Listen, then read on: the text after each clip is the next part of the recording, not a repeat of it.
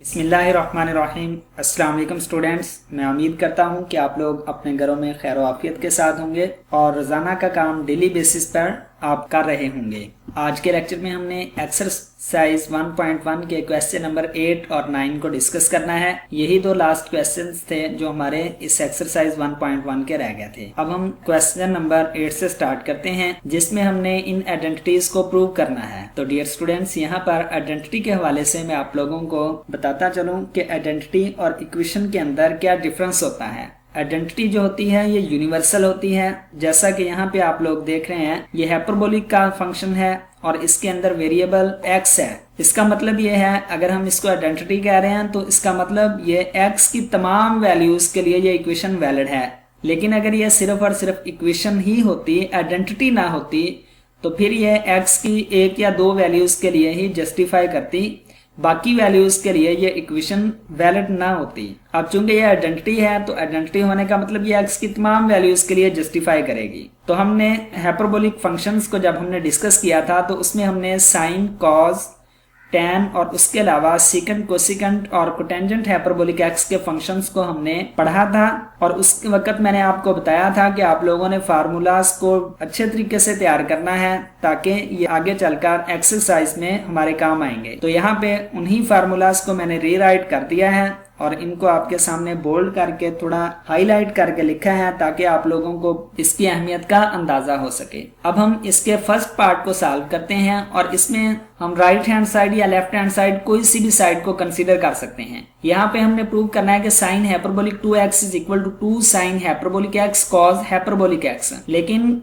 जब हमने ये फार्मूलाज किए थे तो यहाँ पे देखें, अगर साइन हाइपरबोलिक x है तो इधर एक्सपोनेंट के अंदर यही चीज आ रही है। अगर x है तो e raise to power x minus e raise to power minus x है। इसका मतलब ये हुआ कि अगर यहाँ पे 2 होता तो यहाँ पे भी 2x माइनस 2x आता। यहाँ 3x होता तो यहाँ e raise to power 3x minus e raise to power minus 3x ही आता। इसका मतलब यह हुआ कि हाइपरबोलिक के एंगल में जो भी वैल्यू आएगी वही हम इस एक्सपोनेंशियल फंक्शन के अंदर भी उसी को राइट डाउन करेंगे। तो अब हम चलते हैं और इसकी राइट हैंड साइड को हम कंसीडर कर लेते हैं।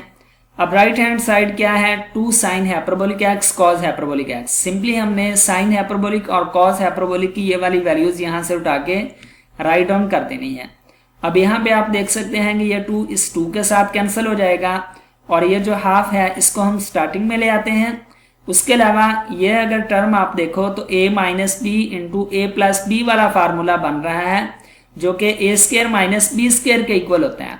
अब यहाँ पे a की जगह पे चूंकि e raise to power x है तो हमने e raise to power x का स्क्वायर माइनस फार्मूले का, उसके बाद b की जगह पे e raise to power minus x है तो यहाँ पे हमने e raise to power minus x का स्क्वायर राइट डाउन कर दिया। अब ये दोनों एक्सपोनेंट आपस में मल्टीप्लाई हो रहे हैं। आप लोगों ने ये नहीं करना कि यहाँ पे देखें जी कि माइनस एक्स है तो इसका होल का स्क्वायर, चूंकि इवन नंबर है तो आप इसको क्या करो, पॉजिटिव बना दो। ऐसा आप लोगों ने नहीं करना, ये गलती नहीं करनी। बल्कि अगर इस वक्त आप लोग यहाँ पे गौर करें तो ये एक्सपोनेंट्स आपस में मल्टीप्लाई हो रहे हैं।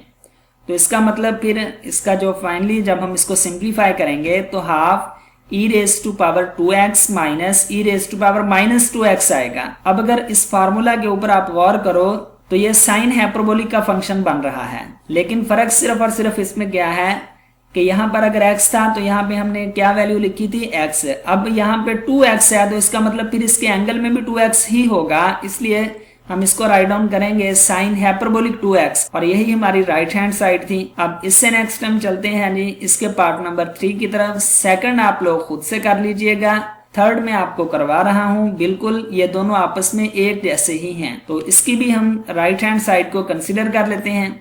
अब कॉट हाइपरबोलिक एक्स, यहाँ पे हमने देखा था कि e raise to power x plus e raise to power minus x over e raise to power x minus e raise to power minus x के इक्वल है। क्योंकि cotangent function cos over sine के equal होता है तो simply ये half इस half से कैंसिल आउट होके कॉस की वैल्यू की जगह पे हमने ये वाली वैल्यू लिख देनी है।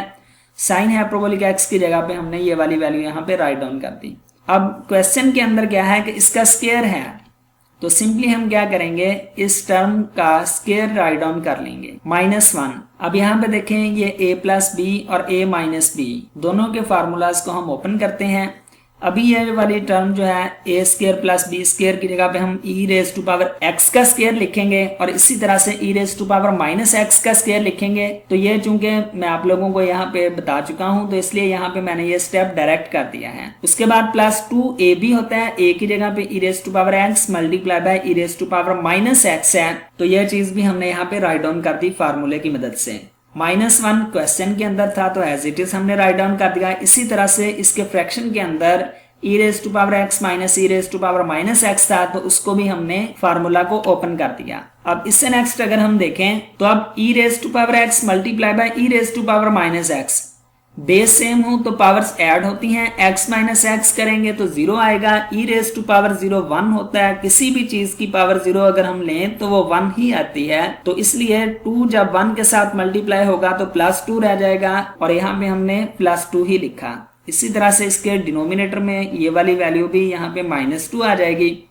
अब हम जब इसको मजीद सिंप्लीफाई करते हैं, इसका एलसीएम लेंगे, इस पूरी टर्म का एलसीएम क्या आएगा, यही जो हमारे पास डिनोमिनेटर के अंदर वैल्यू है ये इसके एलसीएम में हम राइट डाउन कर देते हैं। उसके बाद हम सिंप्लीफाई कैसे करते हैं जी के इस टर्म के साथ हम इसको डिवाइड करवाते हैं, आंसर 1 आएगा। जो भी हमारे पास आंसर आए उसको हमने नोमिनेटर के साथ मल्टीप्लाई करवाना होता है। तो इसलिए नोमिनेटर चूंकि हमारे पास यहाँ पे e raise to power 2x plus E raise to power -2x plus 2 था, जब हम इसको 1 के साथ मल्टीप्लाई करवाएंगे तो ये टर्म एज इट इज आ जाएगी।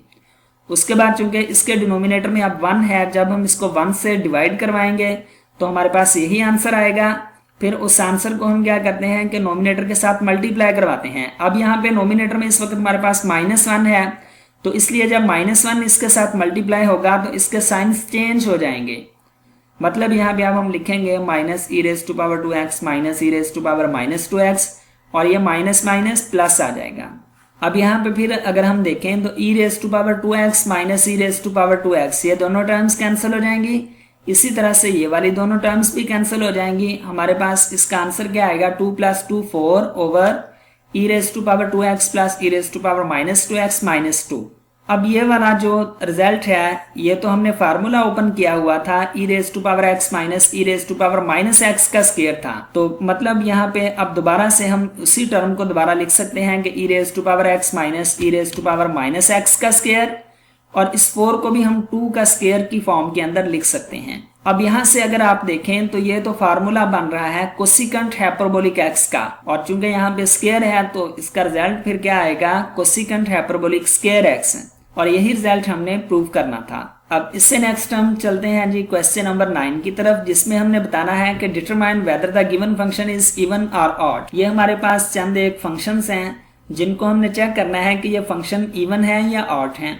जब हमने इवन और ऑड फंक्शन की डेफिनेशन पढ़ी थी तो उसमें हमने ये बात देखी थी कि कोई भी फंक्शन इवन फंक्शन कहलाता है अगर उसकी डोमेन के अंदर x को -x के साथ रिप्लेस कर दें और हमारे पास दोबारा से वही फंक्शन आ जाए तो वो फंक्शन इवन कहलाता है।